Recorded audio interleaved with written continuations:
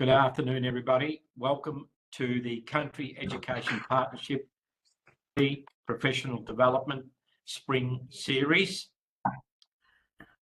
The Country Education Partnership acknowledges the traditional owners and custodians of the land in which our schools, our families and our communities work and play.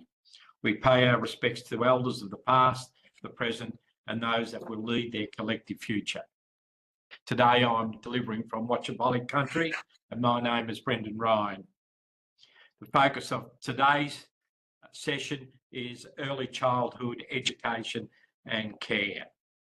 It's my pleasure to, as usual, introduce the Chief Executive Officer of CEP, Mark McLeay, to provide an update regarding CEP activities. Mark. Thank you, Brendan. And welcome everyone to the last of this particular series.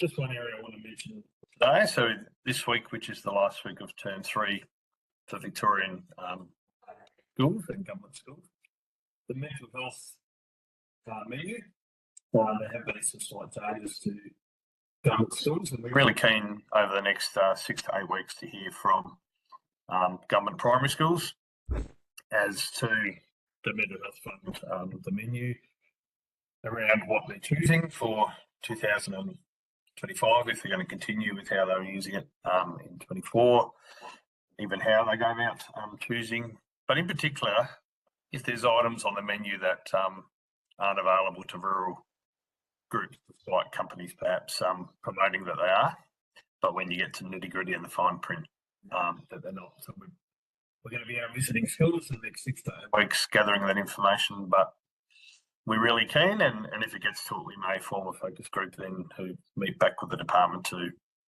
report back. I know we see there's an art therapist in a school yesterday and plenty of therapy dogs. Plenty use the One Red Tree resource that's available out of Ararat, surrounding Ararat. So lots of different options, but we knew from 12 months ago that many rural primary schools were limited in the items they could choose off the menu. So we're just really keen to hear whether that's changed. So that's just come to our key work at the moment. So anyone who's watching and listening in up till sort of early December this year, we're really keen to get some more feedback on that. So that's it for the CEP update. Brendan, back to you. Thanks very much, Mark. Today is the 4th session in the spring series, as I said, with a focus on early years education and care. The program will conclude at 5 o'clock, so take exactly 1 hour. The session is being recorded, so there's an opportunity for people to review the session at their leisure. It's available online this coming week, and I remind everybody each week that past sessions are also available online to review. If anybody has a question, if you could include your question in the chat box, that would be helpful. We'll keep an eye on the chat box and make sure that they're conveyed to our presenters today. And as usual, we ask that everybody completes a survey before they sign off at the end of the session. The survey is very important in terms of providing us with feedback and helps with planning as far as any future sessions are concerned. So please make sure you complete that before you sign off. So I'll now hand back to Mark, who will facilitate our session today and introduce our guest speakers. Thanks, Mark. Thank you, Brendan. And I will reiterate, we do have time for questions today. So if there's something along the lines that you would like to get involved with and ask towards the end, there will be time, whether it be through the chat group or putting up your hand as well. So we look forward to that. Those who are online live or get to join us may choose that. So we're really excited today to introduce our 2 speakers. First of all, we have the Executive Officer of by 5, which is an early years initiative with the Wimmera Southern Mallee group in Joe Martin. And I never quite understand Joe's title. Somewhere Fed U is involved in there as well. So Joe will tell us a bit about herself in a moment to clarify who actually employs her. And we also have the CEO of North Central LLEN with us in Jane Hosking. So got some high calibre speakers today who will be presenting. And CEP being lucky enough to be part of wider communities with both Jane and Joe over the course of this year, and they are both passionate and well-known figures in the Wimmera Mallee, and we're really excited to hear what you've been up to and what the future might hold. So, without further ado, I shall pass over to Joe first and let Joe and Jane run it from here. Welcome. Great. Thanks, Mark, and thanks for the introduction, Brendan, as well. And I also like to acknowledge the traditional owners of the land in which I'm coming from, which is also Watchabalek land as well. I'm Joe Martin, and as Mark said, I'm the Exec Officer of By 5, which was an early years initiative established in the Wimmera Southern Mallee in the response to poor outcomes for children before they got to school. So according to the Australian Early Development Census, which many schools will be familiar with administering more recently this year, the outcomes for children arriving at Wimmera Southern Mallee schools were quite poor, and the state government via Daniel Land, actually Treasury and Cabinet, made an investment into understanding this, why this was the case and what actually we needed to do to change these outcomes. And we partner with the Murdoch Research Institute, the Centre for Child and Community Health, and also the Royal Children's Hospital.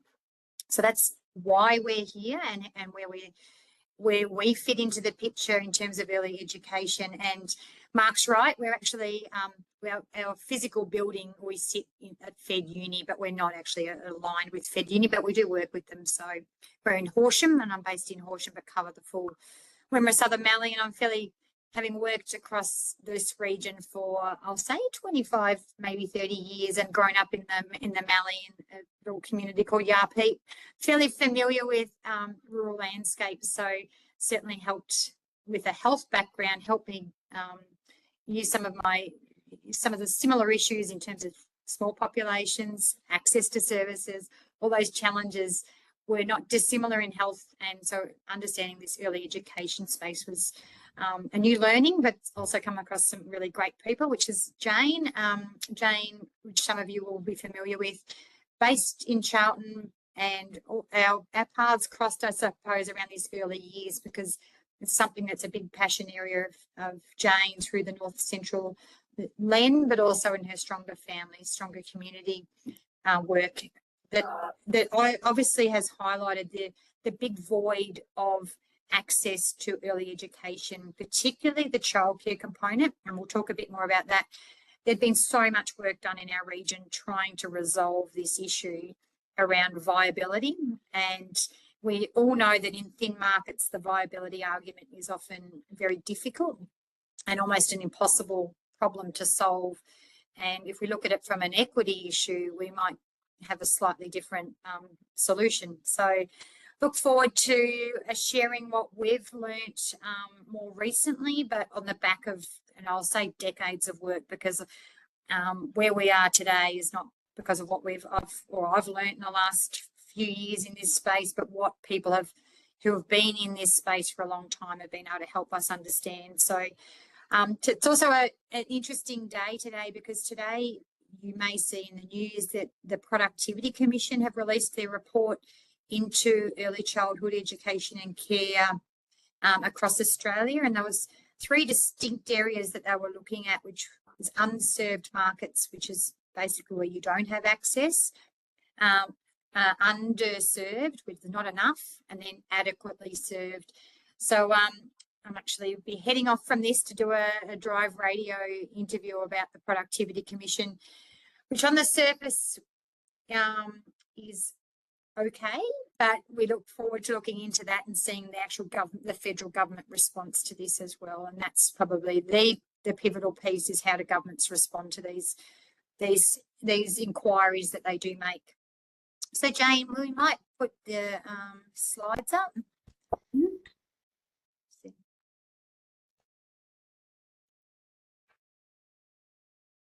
Are they up? I can't see them on my screen. Oh, there we go. Thanks, Jane. Yeah, sorry. Jane and I are going to try to do this as a co-presentation. So, as I said, when we started as a by-5, it was really in recognition of the poor outcomes for children before they got to school and understanding some of the leading causes. And through our partnership, I might just put that in presentation mode if we could, Jane. Might be a bit clearer for people to see.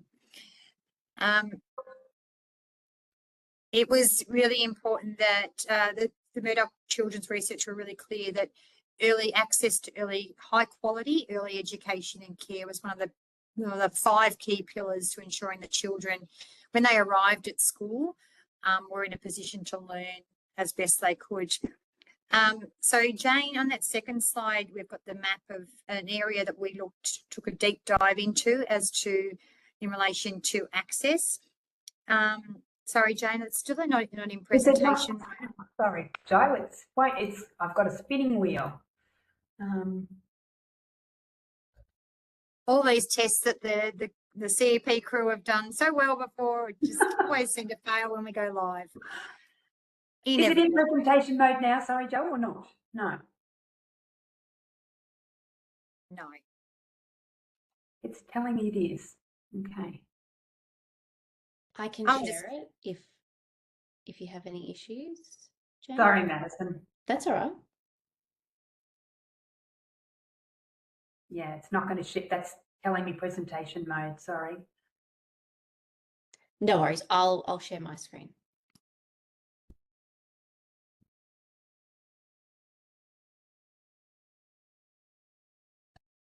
I'll just keep talking because I can. It's unfortunately a skill I've got just to keep talking. So this is just the orange area here is the regions that we covered in our understanding of access to early education and care, and in particular, the childcare component is funded by the Commonwealth.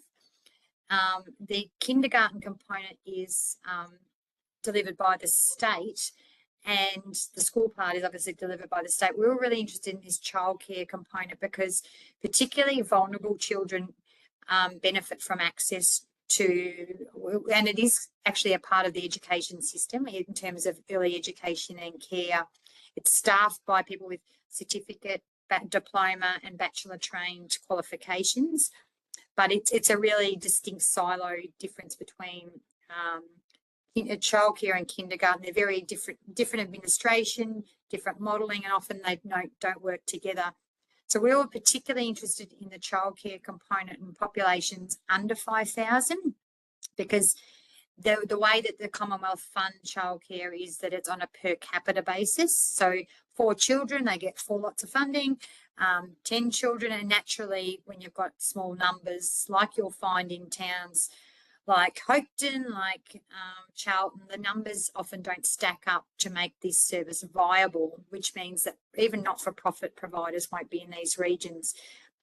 Likes of Horsham, where there's more than 60 children accessing a service, they're the kind of tipping points where you can start to get viability. So we took a deep dive into these orange areas, which are and mainly towns with populations between 500 and 5,000.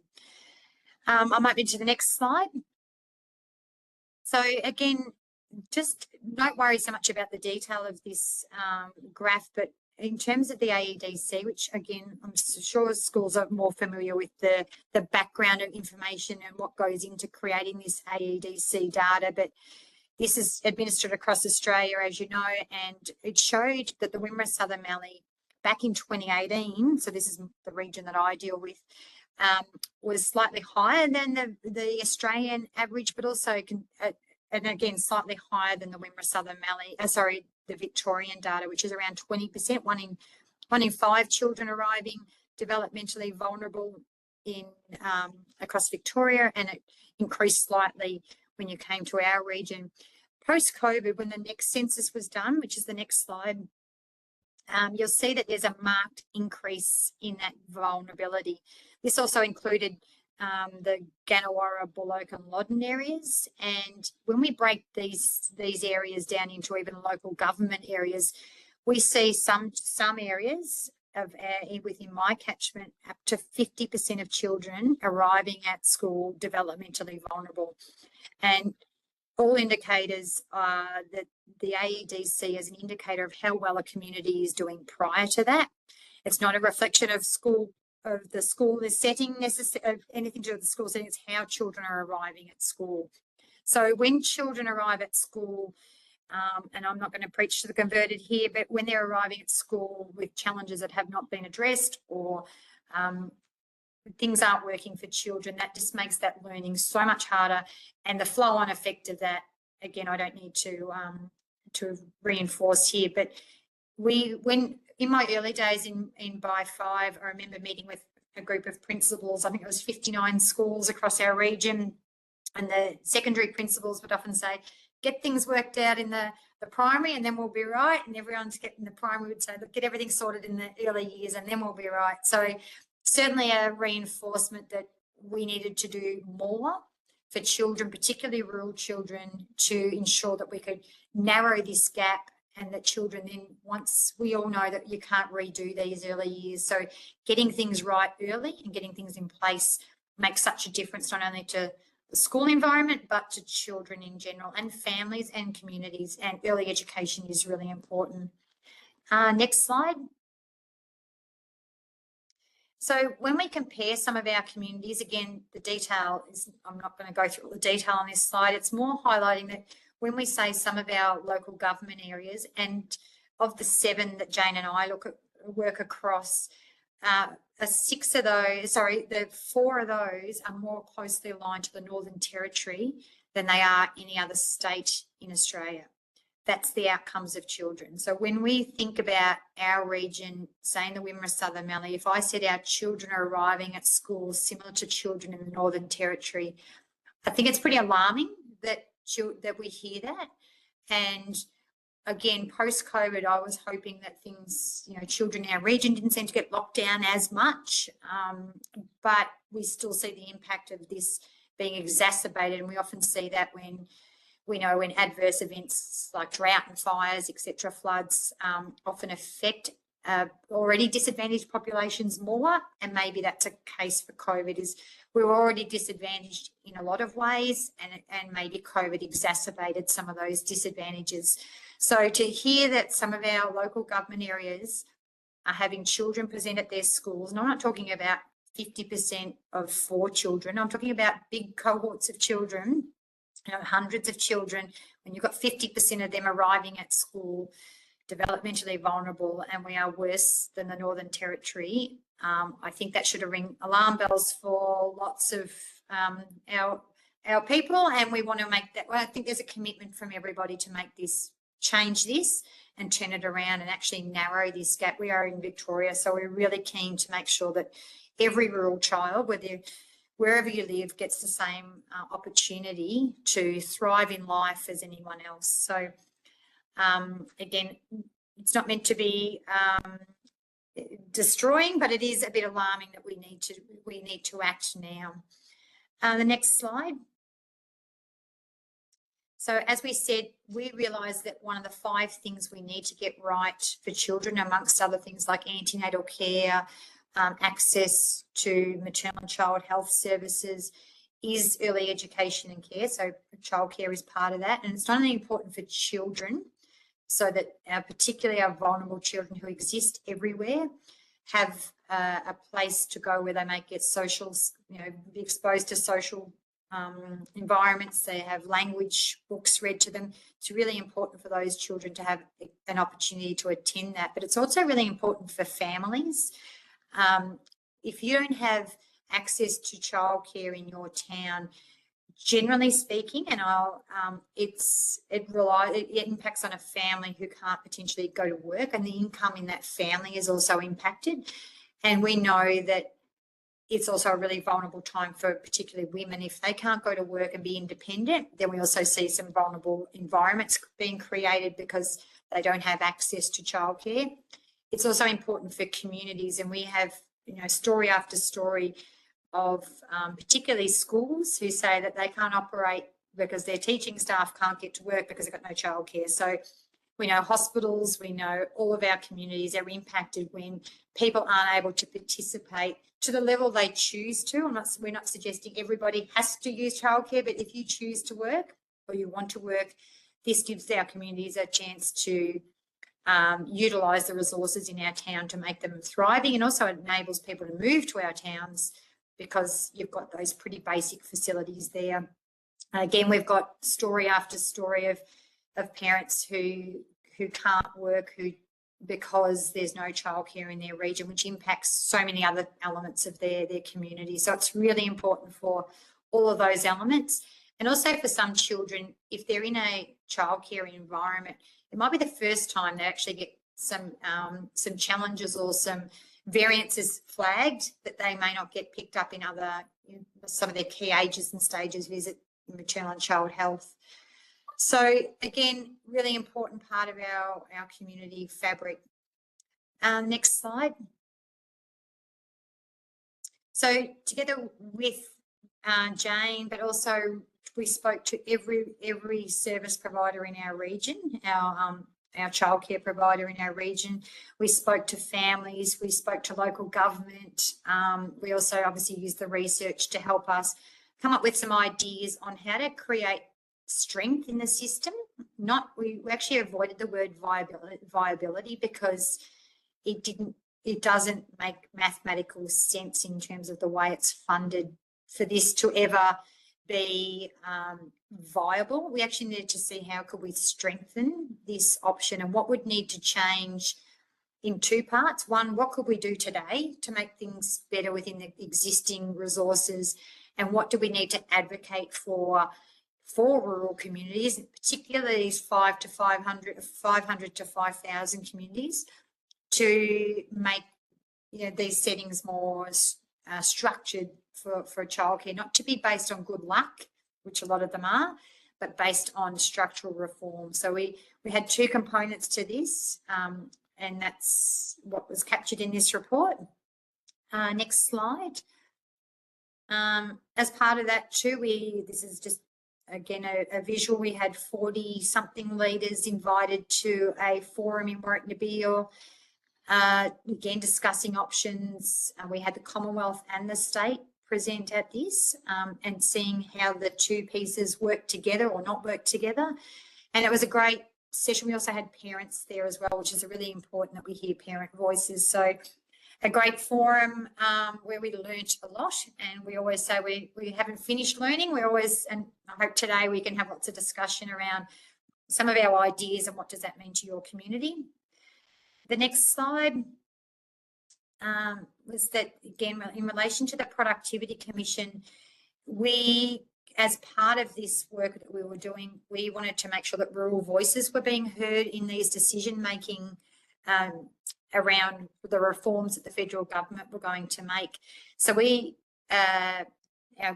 with our group of a group of colleagues and stakeholders, we actually put a submission into the Productivity Commission saying how we thought things could be resolved in our region or some issues that we saw. And then we also requested a hearing in the Wimmera, and the Wimmera North Central. Unbeknownst to us, I didn't realise that Productivity Commission didn't go outside metro cities. So they were a bit, I think, shocked to think that we wanted them to come up to the Wimmera. But I said, how do you get to hear rural stories if you don't, we don't get an opportunity? So we did get half a day in the end. They did 11 days across Australia listening to various stakeholders, a lot of Murdoch Research, a lot of those people were represented. But we actually ended up with half a day being dedicated to the rural regions.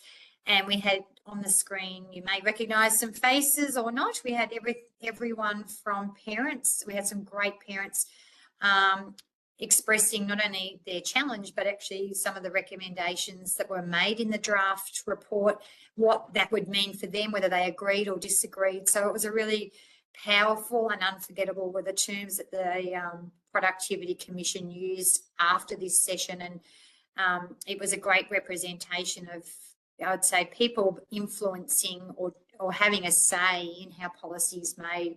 So it was a great session, and it was something that I probably over my years would say was one of my highlights. Next slide. So what we found in our region was, and again, there's a distinguished feature between long day care and family daycare. Family daycare is like a sole proprietor model where an individual operates usually in their own home. And again, a great model as an adjunct to these reforms that we're talking about. So we know that a lot of communities in this 500 to 5,000 that do have access to long day care, often it's more based on luck. And I reflect on a community, Edenhope, where their local government responded after their community spent months and months and months asking for somebody to resolve this issue for them, and the local government stood up and said, "We'll do it. It's not our core business. We're not, we don't want to be providers, but if no one else is going to do it, we'll do it."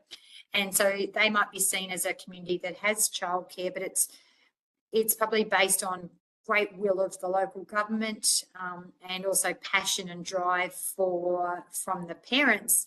Whereas some other communities who may not have that same, drive, may not necessarily have the same drive, because a lot of communities have asked but have been told no, or we can't do it, it doesn't make sense. So some communities that do have it are not necessarily there based on structure. It might only take a change of local government leadership. It might take, a budget that's very hard to balance in local government to make another decision that then would remove that from a town. And that's how fragile this was. So only 50% of our communities in our region have access to long day care. All of them in our region are not for profit, and that goes from even health services who have got into this space because no one else would come and provide it, even not-for-profit providers. All of these ones that are in existence rely heavily on Commonwealth subsidies, so short-term grant cycles, and it only takes, again, a change in a grant criteria to make you ineligible to receive the funds that props you up. So all of them rely on this Commonwealth subsidy. All of them relied on local government support as facility managers. So they either had a facility that they were operating in, and often at a peppercorn lease. There was very rarely a commercial lease arrangement going on.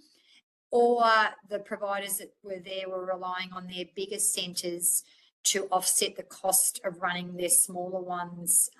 And so, again, relying on a board of management or a committee of management making decisions to keep some services open, cross-subsidised by the bigger ones. So to say it was fragile would probably be an understatement.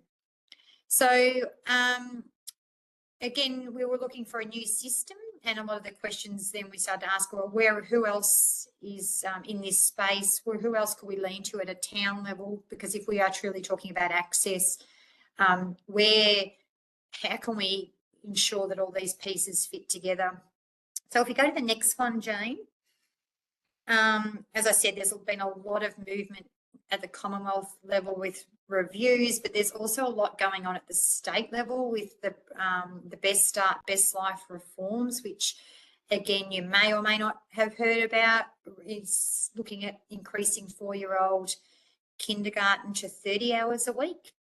At the moment it's 15, so it won't be going to 30, but up to 30, and eventually will arrive at 30. So there's a lot going on in that space.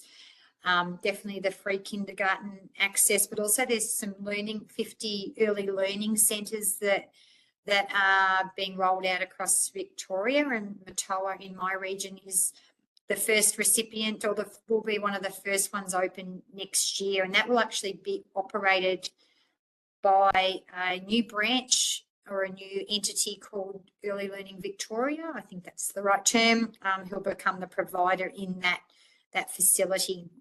So I suppose I'm just highlighting that there is a lot of movement in this space and a lot of interest, and I also think that comes a lot of opportunity to start thinking about how do we not start, is really create a clear solution for governments who are all trying to implement policy to have the effect on children and communities, and how can we influence that and what's best for our region. And I don't pretend to know what's best for, you know, outback, you know, Northern Territory, or I don't pretend to know what's best for Ballarat or Melbourne. So what is best for our region, and how do we make sure we know what that is, and how do we communicate that up?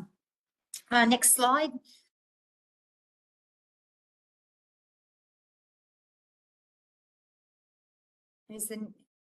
So in our solution generation, I suppose, as part of this work, it became fairly evident, not only looking in the education or the early education piece, but also looking at other sectors. And again, as I mentioned, I've got a background in health. You know, I think about how, and even if we look at communities, I was reflecting on how often you go to the smaller community we go to, you'll often see the post office, who's also now the news agents, which has also got a bit of fishing tackle gear and a newspaper or two. So we've often consolidated historically what used to be separate entities into consolidated forms, so that we could make sure that those communities still had access to the newspaper or the post office. And so consolidation at a town level is probably not a new concept, but it's something that has definitely been done in other sectors. And again, for health, if you had said 30 years ago to the average director of nursing of an acute hospital, one day your service will be doing Meals on Wheels, it'll be doing home care cleaning, it'll be doing, if you look at the Mallee track up in Oyen, they're doing childcare, they're doing general practice, they're doing the works. If you had said that 30 years ago, we might have all thought we were mad, but in order for those things to be available at a local level, that consolidation has been critical. So we thought we'd use a lot of those thinkings on how we could bring these parts together. And everywhere where long day care was in our region, it was always in the same facility as a kindergarten, not always operated by the same provider, but it was always, I'd say, bunked in with a kindergarten. So there was never a dedicated facility, or it shouldn't say that. That made sense because a lot of the parts that needed to work together are often, particularly in these rural areas, the pressure points are often workforce. And if we can get these two parts, particularly the kindergarten and the childcare, to work together, we could actually make some efficiency in workforce, but more so be able to staff both parts more effectively, because we can actually utilise the staff in both settings. It also enabled, as I said, the infrastructure to be more effectively used. So connecting those two parts is, you know, I think it needs a big effort, because those parts work hand in hand in these smaller locations.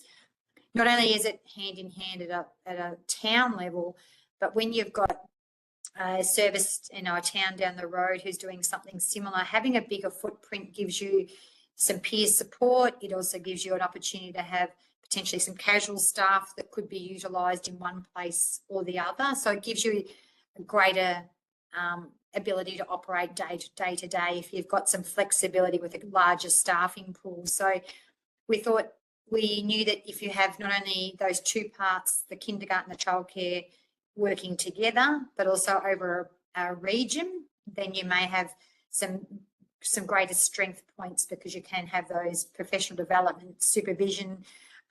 Again, supervision is probably a health word. I'm not sure if it's the word you use in education, but it's to help those staff, and also, again, using your casual staff pool. So again, that would add strength to the system that's there.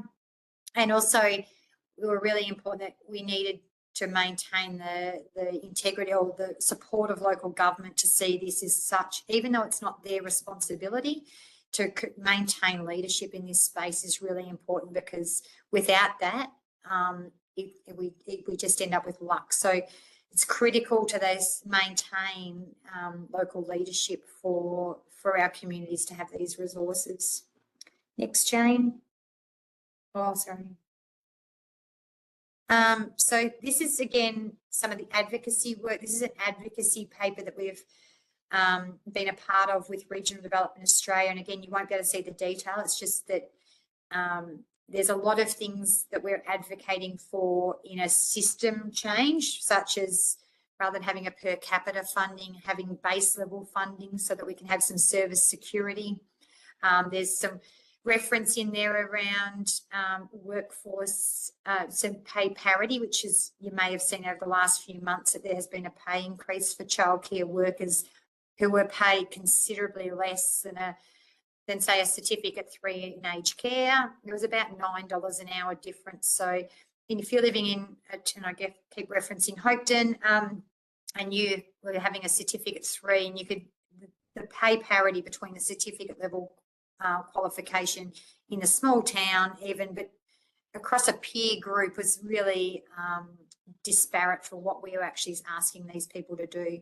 So there's a number of things in there that we've been advocating for: the abolishment of the activity test, which is a test to qualify to access some of the subsidies. And I suppose one of the things that we've got in there is another solution is the state and the Commonwealth working together. And I think this is probably where we'd be really keen to socialise some ideas. And I might throw to you, Jane, for the next slide on some of the ideas we've been discussing with some of our schools as part of this as well, and across our region. Thanks, Jo. Now, look, do you mind can we go back, Kira, just for 1 minute? Is that possible, just to provide a little bit more context? Thank you very much.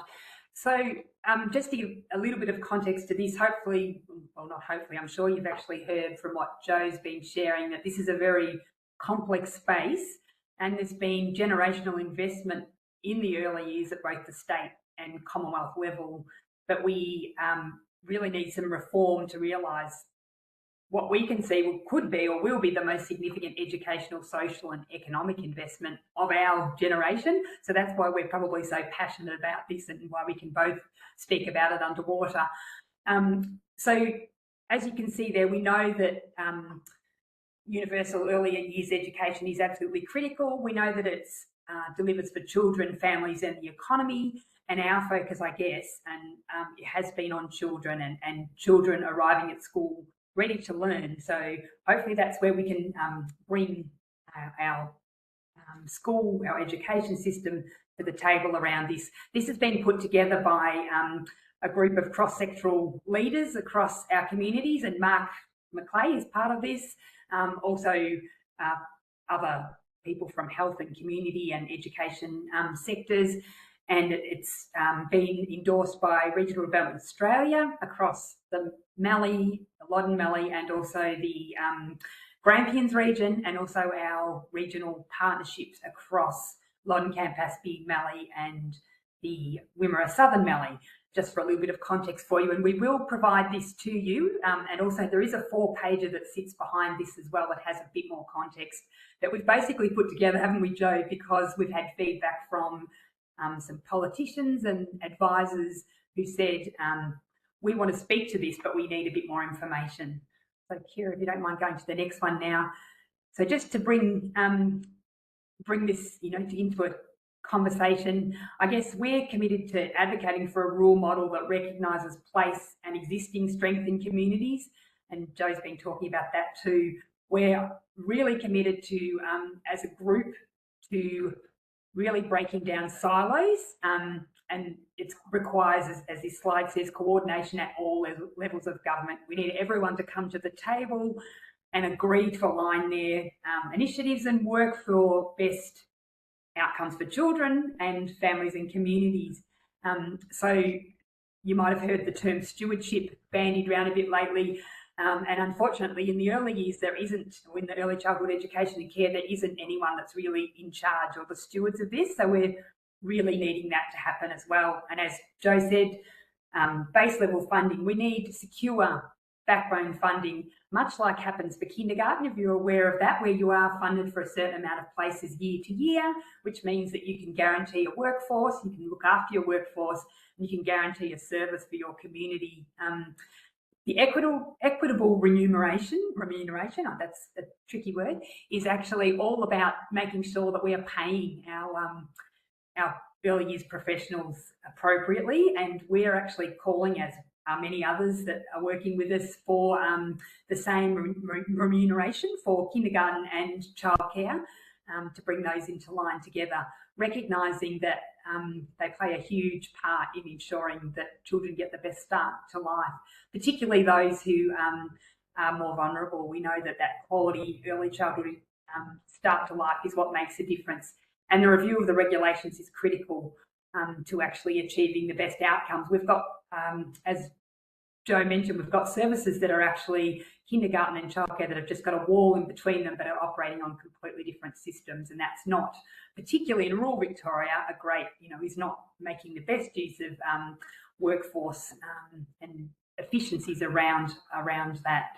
So we're really keen to hear from you, because Minister Ali in particular has been talking about, and as the Productivity Commission as well, has also mentioned universal access to early years education and care for everyone. But at the moment, in our market failure rural areas that we're talking about, that's not actually existing. So one of the things that's being proposed, and we've been socialising and have tested with a few schools, is the idea of an early years education system that is actually integrated with school, and I guess ultimately creating cradle to career education precincts that are very much place-based, based around existing strengths in a community and building on those.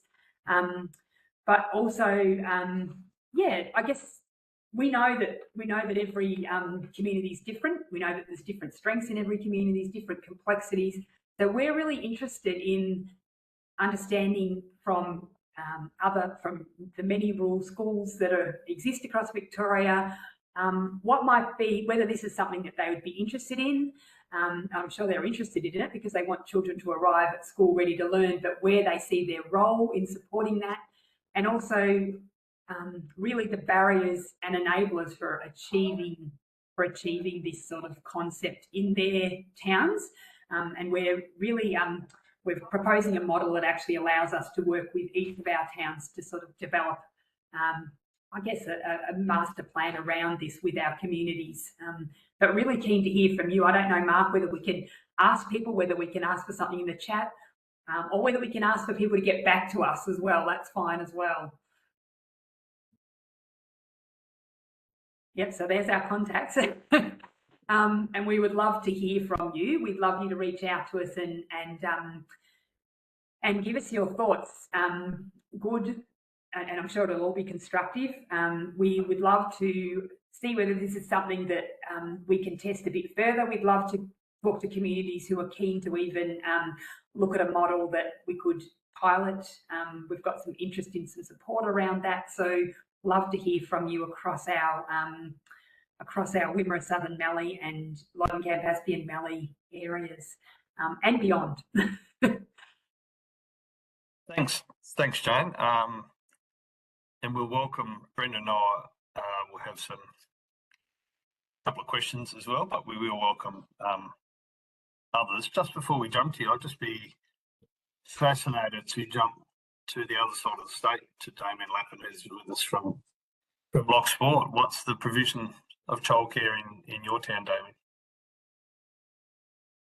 Damien? We have none, no childcare at all at Locksport, and have lost parents who need after school care. So they need to drive 60 k's to work, and then so they take their kids with them, and then there's nowhere after that. We did look at kinder at our setting, and at that stage I was a teaching principal, and it was all up to me. So I had to relearn or learn early childhood stuff and jargon, really, because education's education, I think. So I couldn't take on another job. I couldn't be a kindergarten person as well as a classroom teacher as well as the principal. There is a school in town or just out of town, just out of Sale, which is 45 minutes away. And that principal was or is early child years trained. So she was able to take it on and do the paperwork that was needed, and has got a kinder on her school grounds, or on their school grounds. And for them, it's excellent. It's working for the community, it's working for the kids, it's working for the school, but it nearly killed her. So I think we've got it's a great idea and I would be open to it. I just can't do it. So as a teaching prin, there's just no more time and no more brain space. But losing families because of daycare or because of kinder is hard. We had supported playgroup for a little while, which is really good for some of our kids, and could see the benefit of that and the connection to school and their transition. So, you know, one of those girls is now grade 6 and can talk about coming to playgroup and all that sort of stuff, which is lovely. But and that was ad hoc. So, you know, we didn't have enough people, or we didn't have enough people to run the supported playgroup. So it's location dependent, and whoever's, like you said, whoever's up the top pushing it. Yeah. Thanks, Damien. And I know, Joe, from our conversations, that's certainly something I've heard from the Wimmera Mallee too, with principals. Yeah. Brendan, And I think Joe. I think what you said encapsulates pretty much the stories we've heard as well, that you know, if you lose that, even if you lose that kinder piece in your region, then what we heard is inevitably then the school gets impacted, and then. So how do the snowball effect, which we know we've seen it in so many other settings, and you know, while we treat them as separate pieces, it probably, you know, you think, oh, we've only lost that little bit, and then after, it's like that game of Jenga, you take out one bit and then the next bit, and we know what happens. And exactly the same story. We're working with another school that are really keen to do the regulation, the red tape, whilst the enthusiasm's there and the energy at the minute, I think that how do we create an environment where this is much easier? And I'm not saying we want to be less quality. It's just operationally, how do we make this environment enabled for children, for these communities? Because without these, and it's so much more than a school, so much more than a kinder. You know, when you see, I'm telling you nothing, but when you see schools who are picking up kids and they're washing clothes and they're feeding, it's you know, if we take those critical things out of towns, then it will be the most vulnerable children who are affected. So 100% hear what you're saying. Thanks for that. Brendan, do you have a question? No, I just want to continue that conversation that Damien has just spoken about. My history in this area goes back to Lake, which is a long time ago, and I helped establish the early years facility at Lake Bolac as part of the school precinct down there. And the issue that was raised is the one that Damien has raised with you today, is about the administration and the support for the facility. Like I had some responsibility in helping to identify casual relief staff for the early years facility and the administration and the finances, etc. So, but in my view, there does need to be a clear integration between the early years and the school sector to make sure that that people like Damien, that they're just time poor and they can't do both jobs at once. So we've got to make sure that there's a clear linkage there and there is genuine management and administrative support linked into that linkage. Otherwise, it won't work. I don't know, Joe or Jane? No, thanks, Brendan and Damien, and they're exactly the stories we're hearing. But I guess what we're also hearing, Damien, is that it's very place-based. So it's no good saying we'll put this in place to support this school, and then that will help everyone. We actually need to work with each of our communities and look at what their current strengths are, and as you said, Joe, we've got to make sure we don't lose any of the pieces that they already have, and we need to.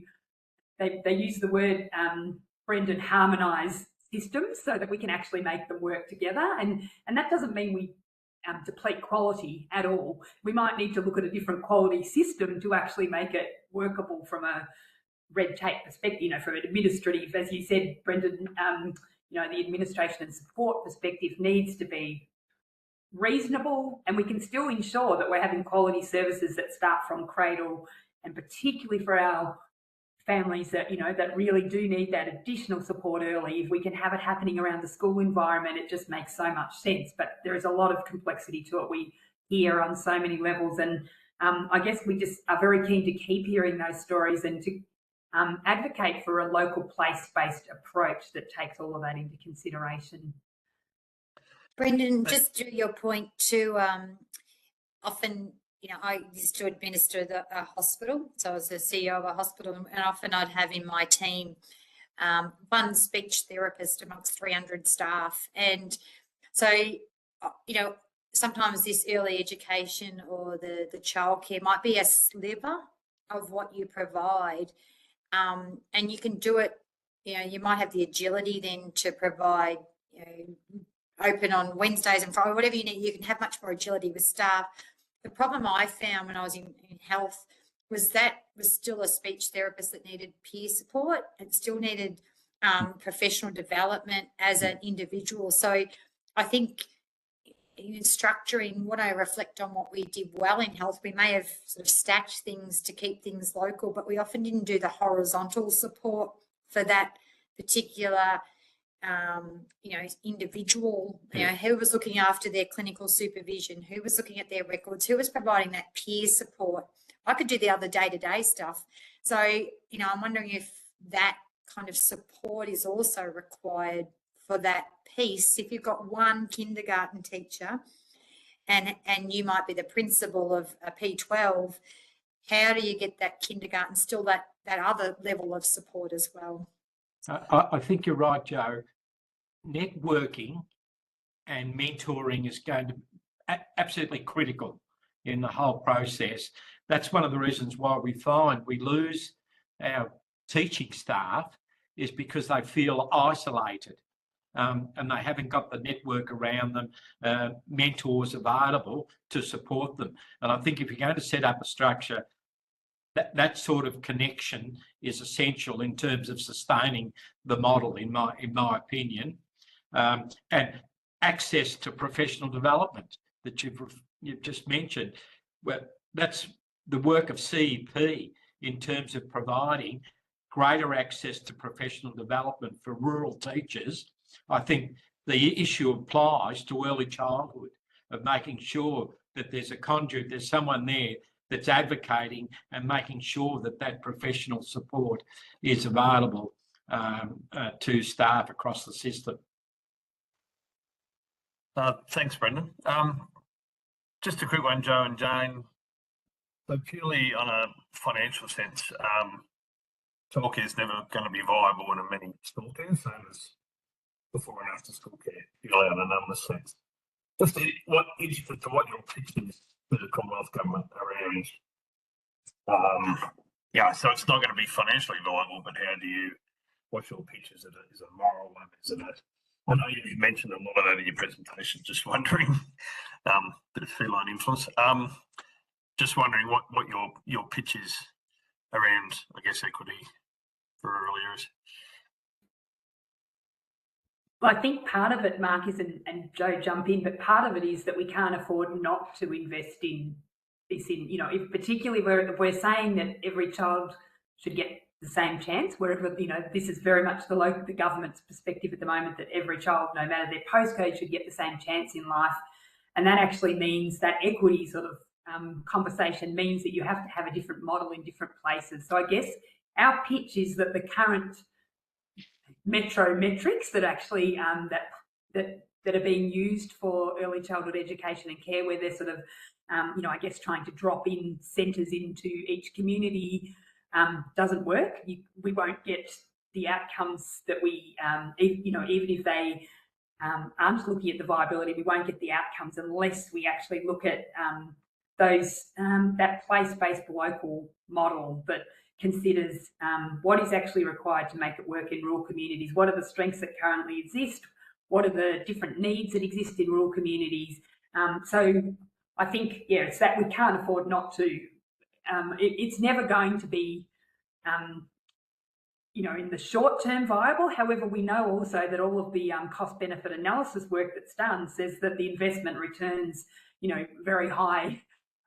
There's very high returns on childcare, but it's a medium term and longer term sort of approach. And, as we said, it's about the child, the community, the workforce, and particularly that gender piece as well, around half of the workforce being able to participate. But I guess we have been particularly focused on building the next generation of our rural communities and the need to actually invest in rural children. I don't know if that answers your question or not, but that's definitely been our approach.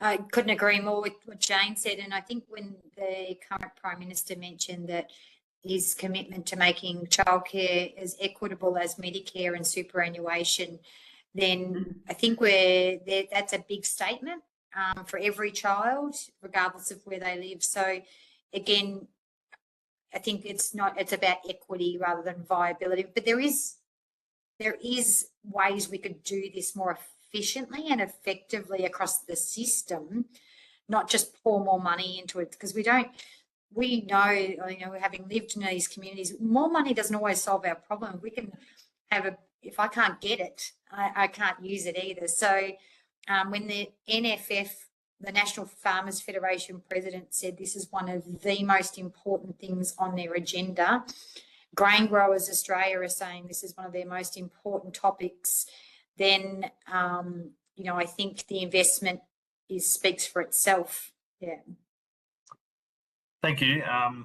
And before we pass back to Brendan to wrap up, how about Joe, give us a sneak peek if you're on Drive Radio shortly.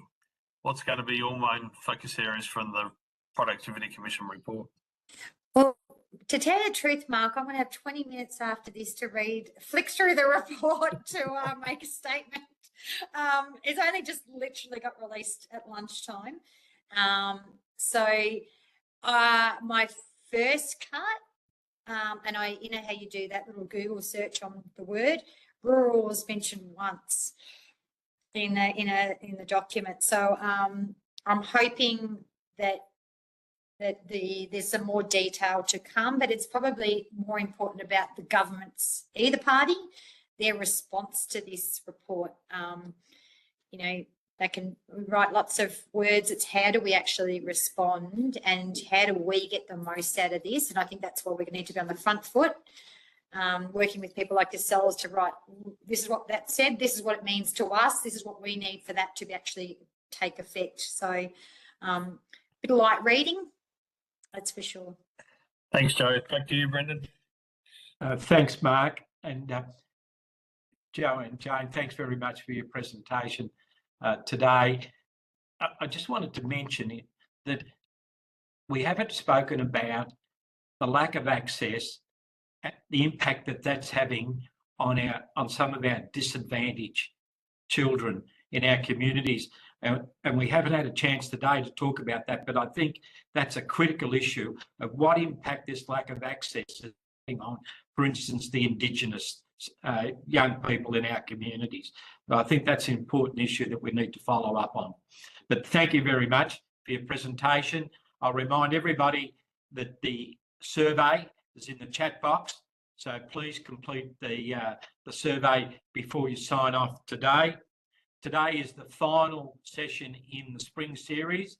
We'll start the summer series on the 23rd of October in term 4. The first session is a focus on technical leadership and dealing with significant problems such as conflict and issues like bushfires in rural settings. On the 30th of October, we have a session on quality teaching rounds. And for those people that were involved with instructional rounds in the past, that's very similar to that idea and concept. And then on the 6th of November, we'll have a session on reading and the various programs available regarding reading. So 3 important sessions, and we would encourage everybody to enrol for that summer series.